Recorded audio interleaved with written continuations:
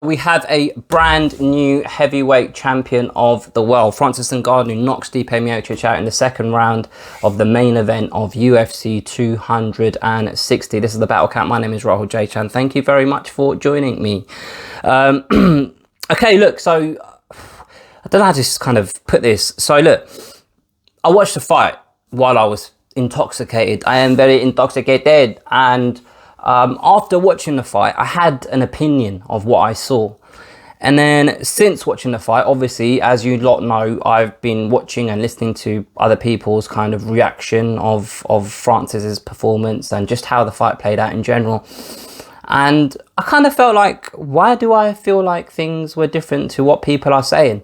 So I decided to watch the fight again today while I'm Stone Cold Steve Austin sober, to see whether I just kind of had an incorrect perception of what happened because I was drunk. And having watched the fight for a second time, I'm the same. I feel the same as I did previously. So let me kind of explain what I'm trying to get at here. So look, Francis Ngannou, first and foremost, from the man that lost to Stipe Miocic back in 2018 to the man we saw on Saturday night, it's clear as day that he has made major strides in his technical ability. He just made major improvements in his understanding of the sport. And this is a new version of Francis Ngannou 2.0, right? On top of that, during this fight itself, if it was an exam, if it was a test, every single question that Stipe Miocic asked, Francis Ngannou answered and was able to show his working out. So if you're grading the performance, you'd have to say it was an A+, an A star. Like, he literally didn't put a foot wrong. So going into the fight, my kind of opinion, like I broke this fight down with the Redneck Truth Spout, a shout out to you. So we kind of both agreed that this fight kind of hinged on Stipe's ability to make the fight go a longer distance, right? And we felt that the longer the fight went, the more likely it would be that Stipe would end up with his hand raised. And in order to negotiate that, and the mistake that Francis made in the first fight, was he was very aggressive the first time round, and he kind of blew his load early doors, and he was very tired as the fight continued.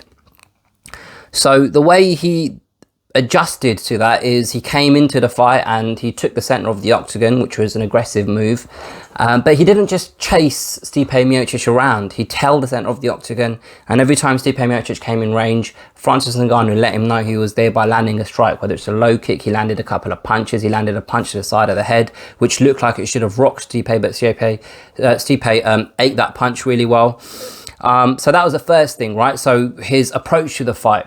So he kind of showed, all right, this is how I'm fighting this time around. It's different to how I fought the first time around. So that was the first big tick. The second big tick was obviously Stipe went for the takedown, and Francis Ngannou was able to stuff the takedown. But not only did he stuff it, he then took Stipe down himself, and they landed up against the cage. And Francis Ngannou was landing ground and pound, and it kind of reminded me of when Brock Lesnar beat Frank Mir. I think it was at UFC 100 when Brock Lesnar beat Frank Mir in the rematch. It was a similar sort of position, and the way it was happening and the size difference of the two fighters, I just got flashbacks of that fight. So two major ticks in Francis Ngannou's column there, right? So the second round starts and Francis Ngannou lands and he hurts Stipe. He knocks Stipe down, and then pretty soon after that, within a matter of 10, 15, 20 seconds, the fight's over because Stipe comes into range aggressively, and he pays the price for it. He gets hit with a straight punch and he falls on his leg, and that's all she wrote for him on Saturday night. So everything that Francis Ngannou had to do, all of the, like I say, all of the questions that were asked of him, he answered. It's an A+ performance. He didn't put a foot wrong, right? So yes, it's time to get excited about Francis Ngannou. I think Stipe's approach to the fight was to basically try and feel his way into the first round. I think when he sat on that stool between the first and second round, I think he would have been relatively pleased with what happened. Although he ended up in a couple of precarious positions, there was nothing there that was a major kind of code red. He didn't come and sit on the stool rocked and hurt and a massive like 10-8 round against him sort of thing. It was a good way of him feeling his way into the fight. I think he prepared for a Francis Ngannou, a more aggressive Francis Ngannou, a guy that was going to lead the dance more. And I think what he saw was a guy that was just holding the center of the octagon, still being active, and it's a difficult puzzle for Stipe to negotiate at that point. But we know Stipe is able to make adjustments in fights, like we saw against the fight, I think the second fight with DC. So we know he's capable of doing it. So you know, Stipe was well in the fight going into the second round. I think once he got rocked, I think the game plan just went out the window, because it was a case of fight or flight. Because I think he could sense that Francis is going to start sticking it on me now, so I've got to give him something to think about. And he landed with a strike. And once he landed with that strike, like I say, he got aggressive and he suffered the same consequences as majority of Francis Ngannou's other opponents by being knocked out, fell on his leg. So like, I'm going to kind of contradict myself here. And because the reason why I'm a little bit conflicted is I don't know whether I'm ready to get as hyped about Francis Ngannou as I feel like people are at the moment, because he stopped one takedown, right? And I know this might sound stupid, because the amount of fighters that he's beaten that have tried to take him down, and in that moment of the fight, he's knocked them out. Cain Velasquez, Curtis Blades. Like, I know he's able to knock people out when they're trying to take him down. And I know I know that what I'm going to say might sound stupid, because I feel like if I want to know what he looks like if fights do go longer. Like, that's still an unanswered question for me. But at the same time, I do fully appreciate that he doesn't let fights go longer. Like, he knocks these fuckers out. So what difference does it make? Do you get what I'm trying to say? And when people do try and take him down, they can't. They literally can't. He's got the technical ability and the strength to stop that happening to him. But I still feel like that question needs to be answered. And maybe it's a redundant question, because like I say, who is there on the roster that has the capability of doing that? But as an all-round fighter, I just don't know whether Francis Ngannou is as good as people are making it out yet, because I want to know. I want to see what that looks like. I want to see him go on into later rounds. I want to see people kind of getting into the third round and see what he looks like, see what his gas tank looks like. Do you understand what I'm trying to say? Because that was a big issue in the first fight against Stipe.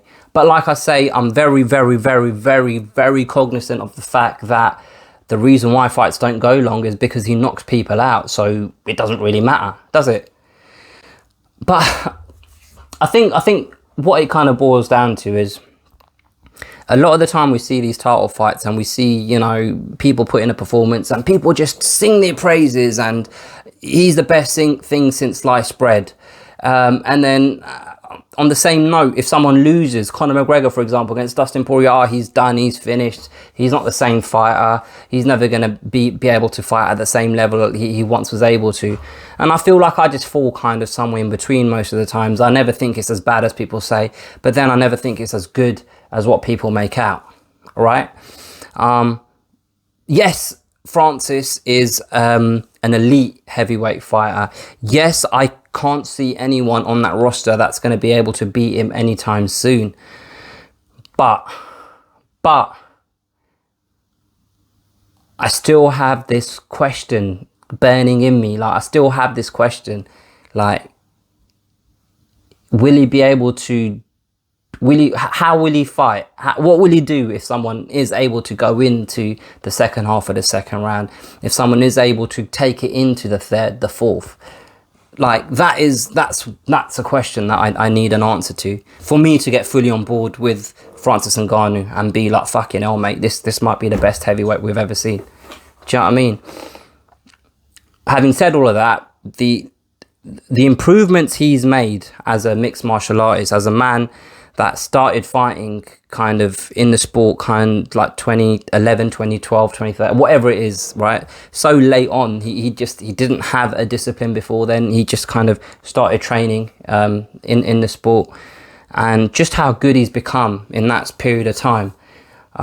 It's literally, it's unbelievable, right? So like, I'm not like, I understand and I appreciate Francis Ngannou. I understand just how good he is. I understand how massive the achievement is of him becoming the world champion, with the level of the amount of time he's had training and kind of being a professional fighter.